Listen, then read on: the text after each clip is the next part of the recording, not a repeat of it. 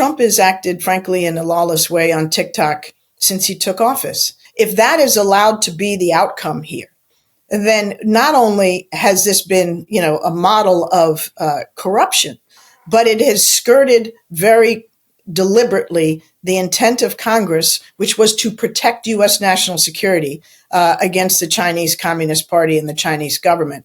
And I frankly think there's a lot of reason to be concerned that this may be where it's going.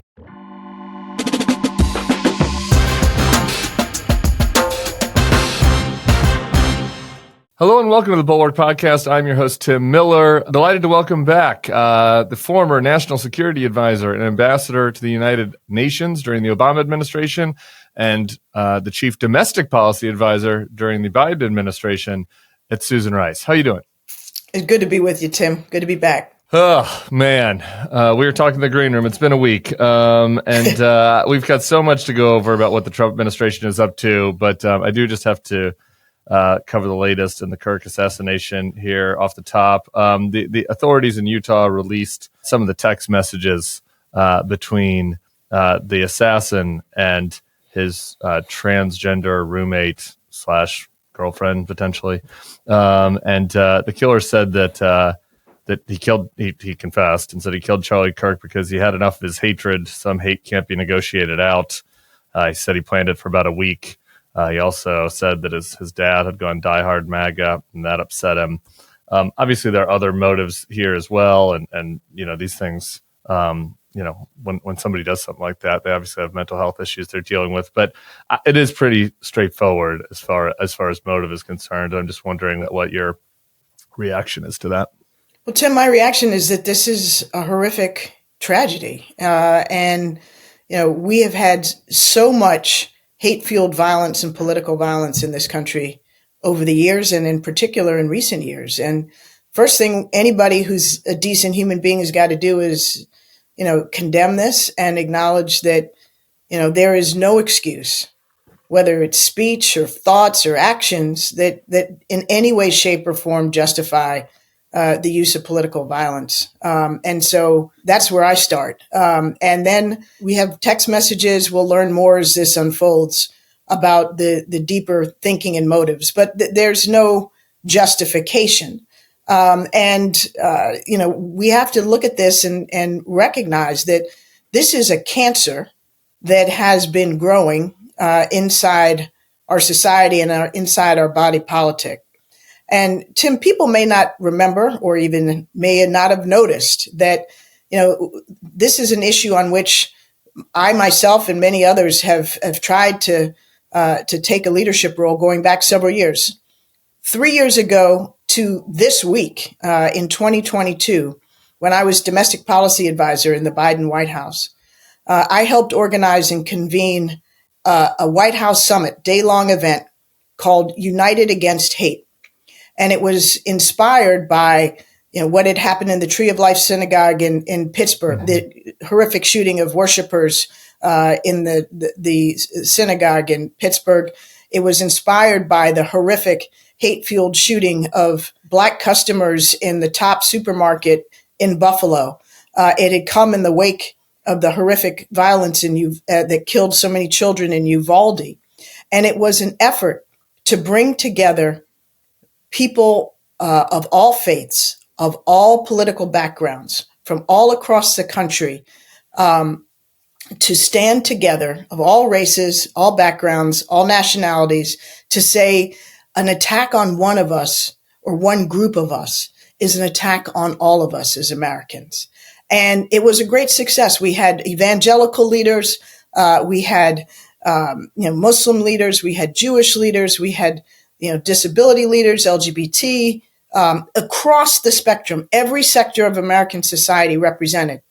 But the sad thing was, Tim, at the time, we tried really hard to get Republican elected officials at the federal level, members of Congress, governors, senators, even former presidents, to participate in this. And while former presidential centers, the Bush Center, Ford Center, the Obama Center, and others did support this, we could not get a single Republican elected official, even Steve Scalise, to whom we appealed directly because, of course, he had been a victim of political violence, to be willing to stand side by side in the White House with members of the Biden administration to show unity against hate-fueled violence. Now, I say this just to remind people that this is not a new issue. It is something that has affected people across the political spectrum going back decades in this country, but it's been more intense recently. And what we need to take away from the assassination of Charlie Kirk is that people of all conscience and good faith from whatever side of the political spectrum need to not fan this violence, not to incite hatred against one another, but to recognize that this is a terrible path that we've got to stop going down. And we all have a responsibility as leaders to say so and to do our utmost to prevent it. I agree with all of that. I want to add one thing I should have mentioned just about the text messages. I just feel horrible for that roommate, the trans roommate, and I think what is coming for, the hate that's coming for them individually, but also the broader community, and just reading the texts and that person didn't see it coming, and boy, I think what he did to her is really obviously what he did to Charlie is fucking horrible and reprehensible. But what he also did to his roommate / girlfriend is a nightmare. And frankly, what he did to the country. Yeah. I want to just talk about a little bit of a contrast in the reaction from what you talked about the Biden White House did and what we're seeing from the Trump White House. Pam Bondi went out and said on Stephen Miller's wife's podcast that they're going to target hate speech. When they talk about hate speech, they're referring about hate speech against Charlie Kirk. She kind of backtracked that a little bit and said we're going to target people that use hate speech to incite violence.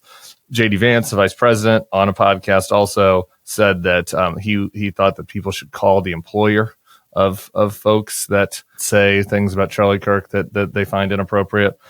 Trump yesterday in a press conference said that he endorsed Bondi's effort to go after hate speech and accused John Carl of ABC actually of participating in hate speech because he's mean to Trump. It is, the reaction to this from the White House and how they're going to try to use this for a crackdown rather than for unity is pretty alarming to me. It's Orwellian, Tim.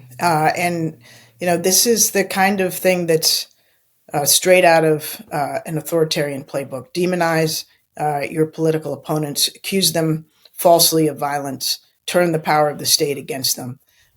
We've seen this coming, and this may be now an effort to turbocharge that assault on anybody who disagrees or speaks in a manner that the president doesn't like. Let me be clear, though, as you know better than others, it has been the right for decades, but especially in recent years, that has championed so-called free speech and insisted that whether it's college campuses or corporate boardrooms or wherever, that they're bastions of woke ideology and in quotations and censorship of conservative views. And said specifically that hate speech is free speech. They both, Charlie Kirk said that. Tucker said that. Hate speech, unfortunately or fortunately, in our Constitution is free speech. Yeah. But where we are now is it's free speech for me, not for thee. That's what this administration is saying. Basically, hate speech is anything they define it to be. Quoting Charlie Kirk's own words now publicly has been deemed hate speech, which is ironic. But the point is, in the United States of America, the First Amendment protects all speech short of direct incitement to violence. And somebody can call me the N-word. I've been called by many conservatives and right-wing extremists, everything, but a child of God, they can say all of that. That's protected speech. I may not like it. I find it odious, but that's their right. And we have to stand up for that right across the board and not selectively. And what this administration appears to be on the cusp of doing is worse than what they have accused their opponents of doing. Yeah. It's weaponizing protected speech against political opponents. And if we go down that path, and that's in some way, shape, or form upheld by our courts and deemed a viable approach, then we are all but lost as a democracy. Yeah. And I just add, who knows what the Justice Department actually will do, and the courts and all of that is yet to play out. It's pretty alarming what they're discussing. But it's already happening to people. And they had a searchable database they created of 50,000 people who said something inappropriate about Charlie Kirk's death. I did a big rant on Monday about how I don't like a lot of the things that people were saying about Charlie Kirk's death, but like getting random people fired for their jobs is crazy. It is exactly what they decried, right? Exactly what the right decried that the left was doing when talking about cancel culture, et cetera. And that's already happening. And you have the vice president of the United States encouraging it, which is pretty noxious. I want to, there's a bunch of other news stuff, but I want to ask you about this conversation. Ezra Klein and Ben Shapiro were kind of discussing like what the origins of this were. You just used the word that things have gotten more intense recently in recent years with the polarization in this country and the hate across political sides. And I was pretty struck by something that Ben Shapiro said about what he thought the origins of this were coming from the right. And this is a little bit longer clip than I usually play, but I think it's important to hear it. Ezra is asking about that, and he talks about something that an era that you saw firsthand, President Obama's reaction to the Henry Louis Gates harassment in Cambridge and the death of Trayvon Martin. Let's listen to it.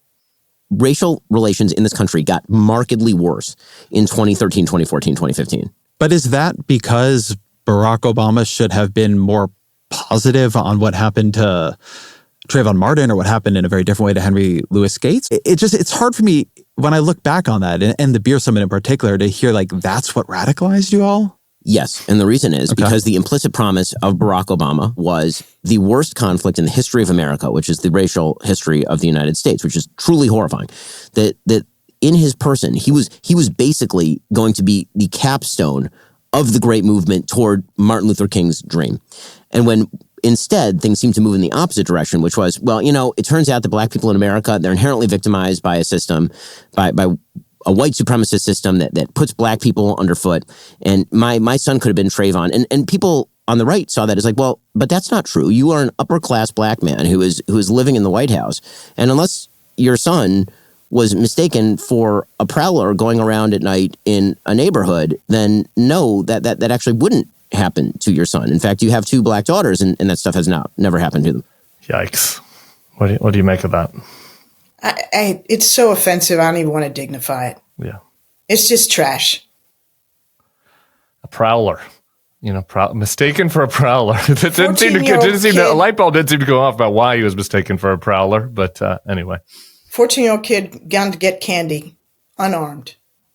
Yes, it could have happened to Barack Obama's son. It could have happened to my son. It could have happened to many of our sons. But why are we wasting time on Ben Shapiro?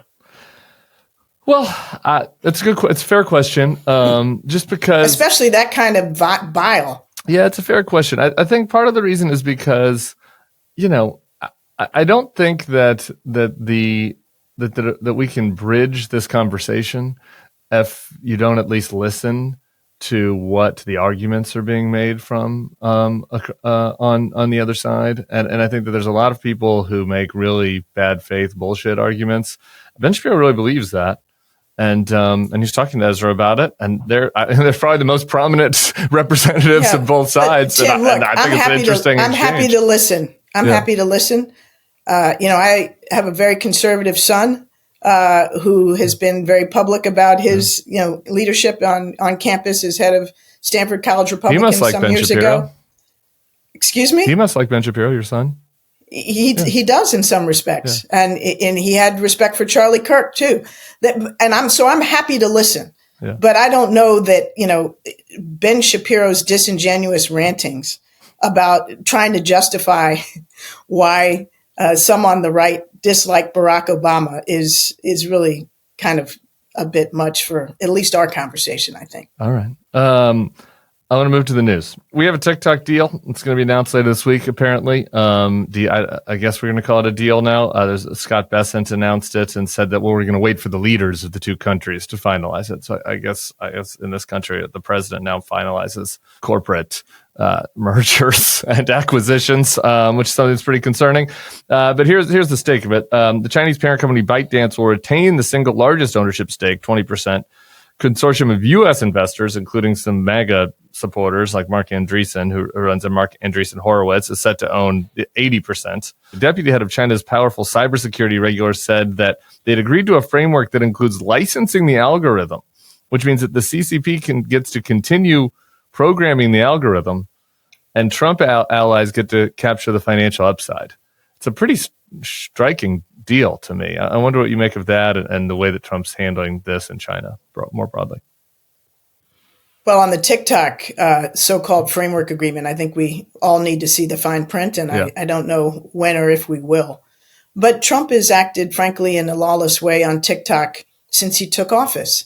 Congress passed a legislation that required that TikTok be sold or that it be banned back in January. It was upheld by the Supreme Court of the United States, and Trump, by executive fiat, by waving a pen, has put that off and put it off again until December, so that it appears he can negotiate a deal that lines the pockets of his cronies, that keeps the Chinese, if that report that you read is accurate, in charge of the algorithm, which is exactly what Congress was trying to avoid when it passed this legislation. Because if you control the algorithm, you're able to manipulate the views and the opinions of TikTok users in this country, which the Chinese have already shown a willingness to do, distorting facts, not just about China and Taiwan or Tiananmen, but poisoning the minds of Americans and turning them against each other and against our democratic values and institutions. If that is allowed to be the outcome here, then not only has this been, a model of corruption, but it has skirted very deliberately the intent of Congress, which was to protect U.S. national security against the Chinese Communist Party and the Chinese government.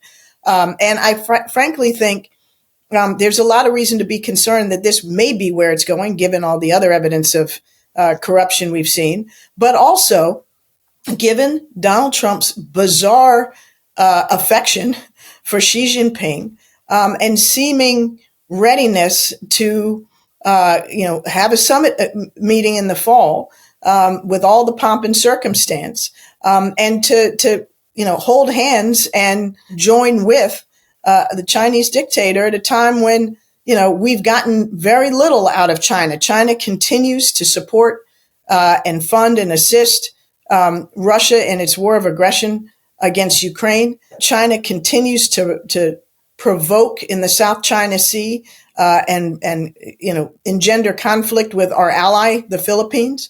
China continues to do so many things internally and globally that are antithetical to U.S. interests. And the Trump administration's approach has been highly erratic, inconsistent, and weak, yes, and taken many, many steps from withdrawing from USAID, withdrawing from multilateral organizations, ending the Voice of America. I could go on, jettisoning, skilled people in the State Department that actually end up benefiting China at the expense of the United States. So I hope this doesn't turn out to be yet another of those things, but it sounds from early indications and early reports that it might be. The other thing that concerns me about this, if you just kind of look at the bigger picture of what's happening in the big tech and the Silicon Valley companies and what kind of a sea change we've seen over the last 10 years, if this gets finalized and you have Mark Andreessen, who went big for Trump during the last campaign as one of the key stakeholders here. You have Elon Musk as biggest donor, running Twitter. You have Zuckerberg, who has pivoted more towards a pro-MAGA posture, crazily based on free speech, given what we discussed earlier, running Meta. You have the big platforms essentially all, with I guess a couple exceptions, run by big donors and supporters of the president. In the context of the free speech conversation we were having earlier, that to me is also pretty alarming. It is. It absolutely is, Tim. Look at CBS. I mean, that was another, and Paramount, that was another deal. And we're now seeing the indications designed to, put a major media outlet in the hands of president's cronies. Yeah. So this is an alarming pattern. There seems to be no limit to how this plays out in terms of rewarding the president's supporters with finances but beyond finances, tools that can be used to manipulate public opinion. All right, for some of y'all up in the Northeast, cool temps are rolling in. My husband said he's in D.C. this week, said it was 66 or something. Cool temps are not rolling in for me. But for you, if you're dealing with that, if you're already looking at pumpkin spice lattes or whatever, Quince is where you got to turn for fall staples that actually last. From cashmere to denim to boots, the quality holds up and the price is exactly what you're looking for. Some of the fall staples Quince has that you're looking for. Super soft 100% Mongolian cashmere sweater starting at just $60. Their denim is durable and fits right, and their real leather jackets bring that clean, classic edge without the fancy price tag. What makes Quince different? They partner directly with ethical factories and skip the middlemen, so you get top-tier fabrics and craftsmanship at half the price of similar brands. I just added a new Quince item to my wardrobe that maybe you've seen. It's a little black, short sleeve button down, short sleeve. Louisiana still. I'm not ready. Don't do it. Don't force me to go into fall already. You might need to get fall items for Quince. You might need cashmere, not me. I had a short sleeve button down. It's black. It fits nice. Makes my little tricep look okay. Can't beat it really, to be honest. Keep it classic and cool this fall with long-lasting staples from Quince. Go to quince.com/thebulwark for free shipping on your order and 365-day returns. That's QUINCE.com/thebulwark. Free shipping and 365-day returns. Quince.com/thebulwark. I'll move on to another example of the corruption here, which I just haven't been able to get to. And I am obsessed with the crypto corruption side of this. I think when we look back on it, it might end up, seeming like one of the most significant things that happens during the Trump administration. I think possibly we're seeing the biggest public corruption in the history of the White House. There's a New York Times story about the UAE, a UAE deal. It's a little complicated, so I just want to read some of it and kind of get your reaction to what we're seeing, both from a foreign policy standpoint, but also a corruption standpoint. Steve Witkoff, Trump's point man on all these negotiations, his son, Zach, announced a deal in Dubai a couple months ago. One of Sheikh Tahnoon's investment firms from UAE would deposit $2 billion into the cryptocurrency startup founded by the Witkoffs and Trumps. 2 weeks later, the White House agreed to allow the UAE access to hundreds of thousands of the world's most advanced AI chips. All right. Many of the chips would go to G42, a technology firm controlled by Sheikh Tahnoon, despite national security concerns that the chips could be shared with China. Like a truly shocking example of corruption without real precedent in the White House. If all that plays out, that was in the New York Times. What do you make of all that? Well, it's shocking, even in the context of what we've been discussing and what we know to have occurred in terms of other manifestations of corruption. Back when the UAE deal was announced, I think many national security experts, including myself, were taken aback, quite frankly, by the decision to give the UAE, essentially unlimited access to our most sophisticated chips. There had been in the Biden administration some very carefully orchestrated arrangements to enable UAE to pursue its interests in artificial intelligence with U.S. partnership, but not without limits and not without constraints. This basically took all the constraints off. And you have to ask yourself, why? And at the time, there were a lot of concerns expressed for the very reason that you just mentioned that the article identified. Concern that given China's closeness to the UAE and given, frankly, that the UAE is rather adept at deception and manipulation and playing adversaries and partners off against one another, and being a great friend on Monday and a frenemy on Sunday, it raised a lot of questions. And the clear-cut risk was that China would be a direct beneficiary. Now we're learning that it wasn't just something that happened in a vacuum or happened because the president was getting ready to go to the region. It now seems, if the New York Times reporting is accurate, that it coincidentally coincided with a $2 billion deal that lined the pockets of not just Witkoff and his family, but the Trump family. Yeah. So, if that's the case, if there is indeed, as the Times article would seem to suggest, if not an explicit, then an implicit quid pro quo, that would be really quite extraordinary to trade off U.S. national security quite directly for financial gain for the president and his advisors. Now, I mean, again, we don't know. That's not been proven indisputably, but that's certainly what's suggested by the article. If it is proven indisputably, there's really no precedent, like in American history, to something like that. And the Spiro Agnew resignation over, whatever roads and some construction projects in Maryland was like tiny potatoes compared to this. I mean, $2 billion and impacting national security. Indeed. Speaking of Witkoff, he is Trump's point person, despite having no expertise on both on the two largest conflicts in the world. So I want to get your take on the latest in both of those, particularly what we've seen with regards to Russia's incursions into NATO territory. There were 19 drones that crossed into Polish airspace last week. There also was a drone on Sunday that crossed through Romania, which is on Ukraine's southwestern border. The Polish leader is now saying maybe NATO needs to consider a no-fly zone over Ukraine, permanent troops in Poland. Trump has obviously kind of dismissed and downplayed this.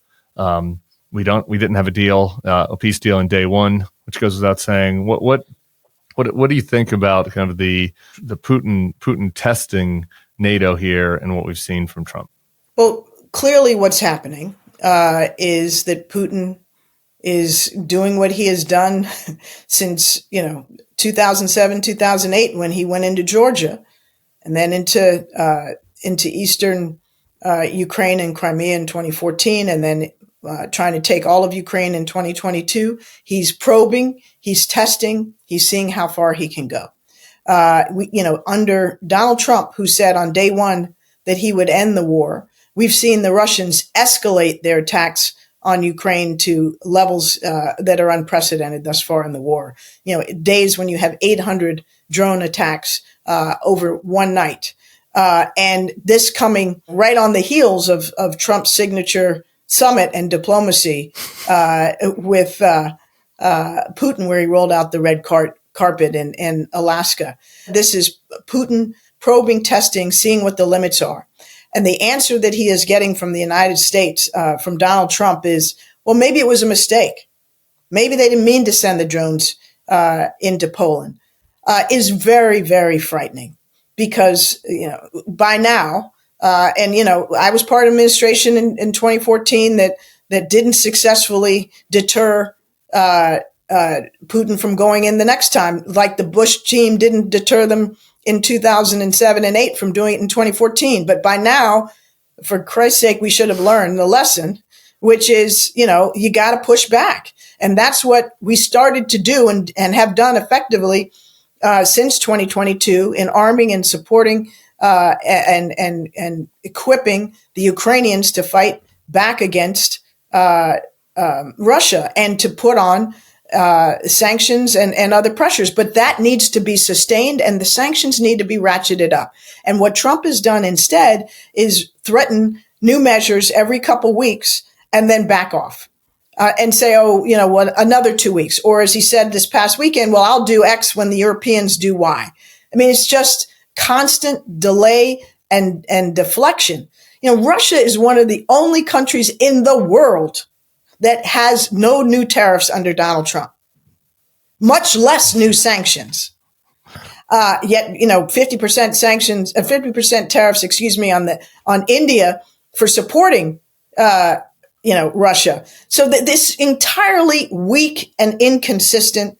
And if I were, the Poles or the Baltic states or any of our European partners, I'd be very, very, very concerned right now.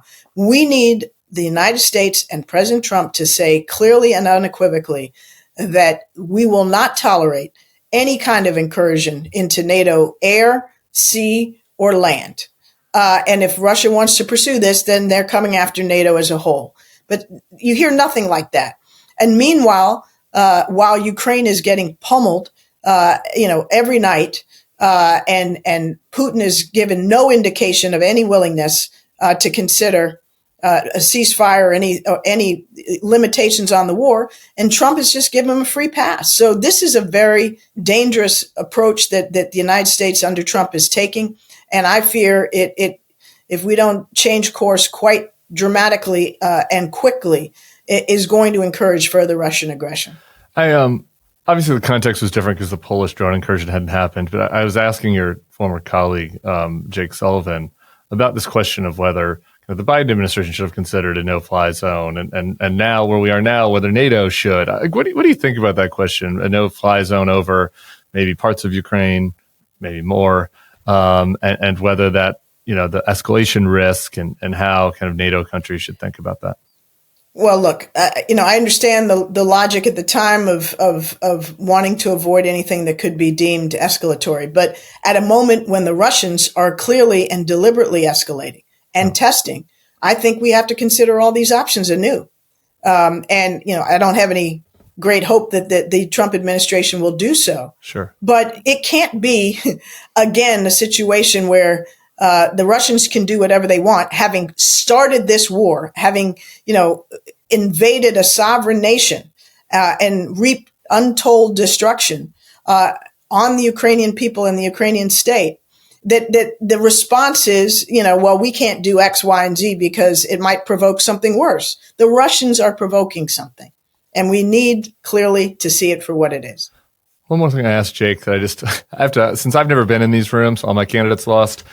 The red carpet that you mentioned, how does that happen? And you're a national security advisor, and obviously I guess they're planning meetings for big summits such as this. And you have the troops, you have American troops on their knees rolling out the red carpet for Putin. And had you been national security advisor and Obama was president? Like, could you imagine the reaction on Fox to that? And how do you think that even happened? How does that happen? Tim, I can't answer that. I mean, it shouldn't happen. You don't know how it happened? I don't even understand. Somebody had to have a meeting, right? Where they're like, we're going to send the troops out there. I don't know, right? First of all, the red carpet, the troops, the flyover was all over the top. And, I think a disgusting, genuflection to a dictator in Putin. But the bigger question is, why were we inviting Putin to a summit on American soil at a time when he had done nothing to indicate, or at least nothing that anybody saw, and to indicate a willingness to end this conflict. And, as subsequent events have borne out, he was playing Trump, and he wanted the visual. He wanted the optics of Trump greeting him and, paying him obeisance. And at the same time, trying to split Trump and the United States from our European partners and from Ukraine. Yeah. It did not play the way I imagine or I hope that the president thought it would play. And here we are, in my view, with egg on our face, and we're no closer to a ceasefire. We're no closer, by the way, to strengthening the Ukrainian hand militarily, financially, or through additional economic pressure on Russia. And every day that passes is a day that the U.S. by default is allowing Putin to continue to pulverize Ukraine. All right, I want to talk to you about home security for a minute. Something I'm thinking a little more about these days. I used to think home security was just an alarm that goes off after a break-in, scaring the intruder off and getting the neighbor's attention, maybe, if you're lucky. But that's a reactive approach. By the time an intruder's in your home, it's too late. Your feeling of safety is shattered. And that's why real security should stop a crime before it even starts. And that's why I trust Simply Safe. Their system is designed to be proactive, not reactive. Hard to not get macabre as a podcaster talking about why somebody might want Simply Safe, given what we've seen the last 6 weeks in Minnesota and in Utah. But look, everybody deserves to feel safe. Everybody deserves security. It's something that sometimes I've been, I'm kind of laissez-faire. It's just by nature. I don't know what it is. about me. And so sometimes I've been laissez-faire about security, but, you get to middle age and things change. And I've been really happy to turn to Simply Safe to help secure my home. They use AI-powered cameras to identify threats lurking outside your home and immediately alert Simply Safe's professional monitoring agents. These agents intervene in real time before the break-in even begins. They access two-way audio to confront the person, trigger sirens and spotlights to scare them off, and request rapid police dispatch when needed. Join the 4 million Americans who trust Simply Safe with their home security every day. And with a 60-day money-back guarantee and no long-term contract, Simply Safe earns your business by keeping you safe and satisfied every day. Visit simplysafe.com/thebulwark to claim 50% off a new system. That's simplysafe.com/thebulwark. There's no safe like Simply Safe. I want to close the domestic politics, but just one more thing in foreign policy and Steve Witkoff's portfolio. Very, very big portfolio for an outer borough real estate agent. The invasion of Gaza City resulted, there was a statement from J Street that I found pretty striking this week. They say it's become inescapably clear that for the extremists at the helm of the Netanyahu government, the goal is not the release of hostages, nor the defeat of Hamas, but the destruction and indefinite occupation of Gaza. J Street, as people don't know, is a kind of a Jewish advocacy group that has been pretty, frankly, strident, for sensibly about anti-Semitism in the wake of October 7th. Like for this statement, to me, is again just kind of the latest sign that Netanyahu is really losing a lot of allies over this. And I'm just wondering what you think of what we've seen from the latest out of Israel. Well, Tim, we're coming up on 2 years since the horrific terrorist attack by Hamas on Israel, which was, so incredibly devastating. But the response has devolved into something that I think even Israel's closest friends would have to acknowledge is not serving Israel's interests. I mean, the destruction, the devastation, the starvation, there is no strategic objective. Netanyahu has no end game. It seems that his mission and intent is perpetual pulverization of Gaza and its people. And how that leads to an end state that ultimately makes Israel more secure is a mystery to me and to many who believe that Israel has a right to security and territorial integrity and its people to be safe. How this advances the release of the hostages to go bomb, Hamas negotiators in Qatar while they're considering the U.S. latest peace initiative. Nobody knows, including the hostage families. It just doesn't.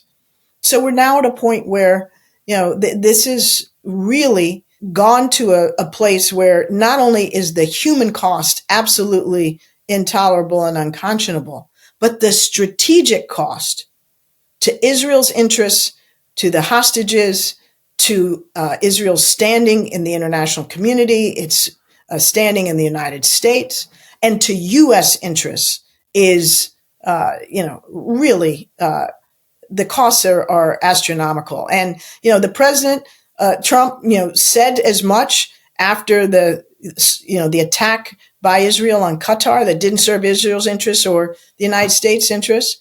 But, we seem to say that and then, send Rubio to Israel to sort of pat Netanyahu on the back and say nothing clear about our concern about Gaza, if we still have any, or our concern about what's going on in the West Bank, or our concern about how Israel's comporting itself in the region that runs counter to our interests.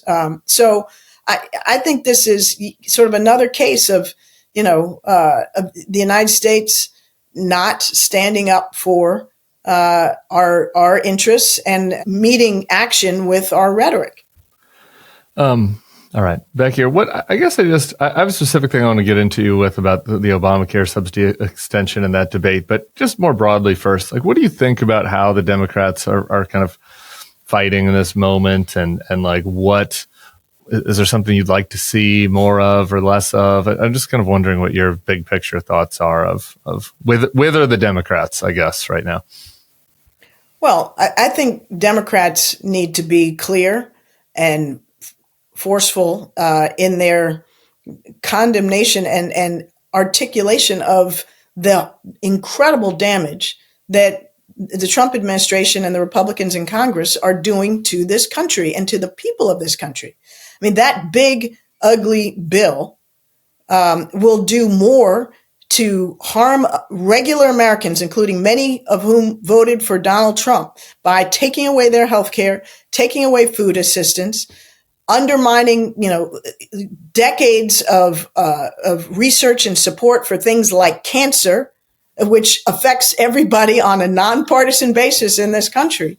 It's just that they are literally taking steps that will kill ordinary Americans. And you have to ask yourself why.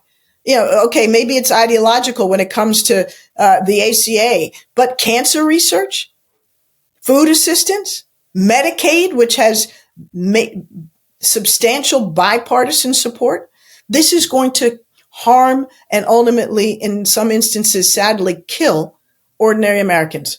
And that is what I think we need to be extremely vocal about, while at the same time, this big, ugly piece of legislation not only kills and harms Americans, but lines the pockets of the wealthiest Americans who, frankly, need those resources the least. So it's a Robin Hood bill that steals from the poor, gives to the rich, and leaves many, many millions of Americans much more desperate and poor and sick than they would otherwise be. So I think that has got to be a critical focus. And at the same time, we've got to be clear cut and unified in calling out the abuses and excesses of the Trump administration when it comes to violations of the rule of law, going back to where we started this conversation. So I think we can and we must.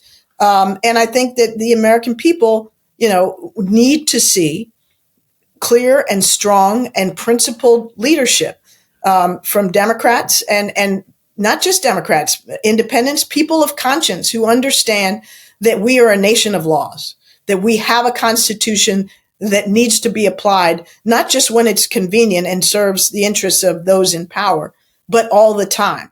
And I think those messages are the ones that Democrats need to carry very forcefully. And when it comes to the shutdown, can I just set this up for people who are just particularly on the Obamacare subsidies? Because the last thing I wanted to get your take on, it was, so there are these enhanced Obamacare subsidies, essentially, in short, that expire, right? And so some people are already seeing out-of-pocket costs surge, their premiums surge. We're already starting to see that this fall because these subsidies are expiring. Chuck Schumer yesterday was out basically saying if we're going to negotiate over, the keeping the government open, one thing that Democrats want is extending those enhanced Obamacare subsidies. There's, maybe for a year, maybe for 2 years, there's some Democratic commentators out there who are saying this is not really a great fight to pick, right? Like on the one hand, it's good to make sure people know that it's the Republicans that are causing these increases. On the other hand, it's like, well, if we kick the can here down past the midterms, we're kind of doing them a solid, actually, by cutting a deal with the Republicans on something like this, where people don't have to experience the consequences of all the things you just laid out about the Republicans' bill. So what do you think kind of about that whole conversation? Well, I think first and foremost, our elected officials are there to serve the interests of the American people. Yeah. And it is not in the interest of the American people to have their health care stripped away. The estimates are that, if these ACA subsidies, enhanced premiums are not extended, that health care costs for people, who are utilizing the ACA will go up 75%. Wow. 75%. Rural hospitals are already starting to cut back services and announce that they're going to have to close, which was an anticipated consequence of this big, ugly bill. So I don't think that elected officials, whether Democratic or Republican, should be saying, we don't care about what happens to the American people. That's essentially the Republican position. We don't care. We pass this bill and to hell with our constituents. Well, as a Democrat, that's not the approach I would take. But I think that the big point here also, Tim, is, the Republicans control the House. They control the Senate and they control the White House. It is on them to pass a spending bill. It is on them to push through the appropriations bills, but they cannot do it alone. They need Democratic votes in the Senate. And you don't get Democratic votes any more than Democrats would get Republican votes without a 60 vote threshold, without negotiating with the other side. Yeah. And for the Republicans to refuse to even sit down with the Democratic leadership in the House and Senate and basically blow them off and expect the Democrats to roll over and play dead, well, unfortunately, that's what happened in March. I really hope that doesn't happen again this time, because what's the point of serving in Congress if you don't use your voice and your vote? So there needs to be a negotiation. If the Republicans in the House, the Senate, and the White House want to pass a budget and want to pass their appropriations bills, they need Democratic votes. And to get Democratic votes, there needs to be a compromise. That's the nature of our democratic system. Is there anything specific you'd ask for in a compromise? Well, I think the healthcare stuff is really, really important. Yeah. And so I personally think that is the right thing to do. It's the right thing to do for the American people. It may not be the most cynical, politically expedient thing to do, but I think the American people will understand that it was the Republicans that took away their healthcare, and it was the Democrats, if they succeed, that helped get it restored. So I think that's to the benefit of the people and ultimately to political benefit. I also think we have to put an end to this complete crap where, the Congress passes a budget or Congress passes appropriations legislation, and Russell Vogt and Stephen Miller and the most extreme people in the White House wake up and say, we don't have to abide by the spending levels that Congress passed and that the president signed into law. We will unilaterally make our own decisions about what is spent or not spent, this rescission process. Yeah. And that needs to be stopped. And appropriators on both sides of the aisle have been clear that they don't believe that the rescission efforts that the Trump administration has pursued in recent months are lawful. I don't think we can keep playing this rope-a-dope and sign on to legislation, have it pass, have the president sign it, and then have his aides just throw it into the garbage can. That is not acceptable. So there needs to be some way to prevent that from recurring. All right, Susan Rice, I really appreciate all your time today. So much stuff to get to. We could have done 3 hours, but we did good. We covered a lot of ground. A lot of ground. Yeah, we'll have to have you back another time soon, all right? Thanks, Tim. Good to be with you as always. All right, thanks so much. Everybody else, we'll be back here tomorrow for another edition of the Bulwark Podcast. See you all then. Peace.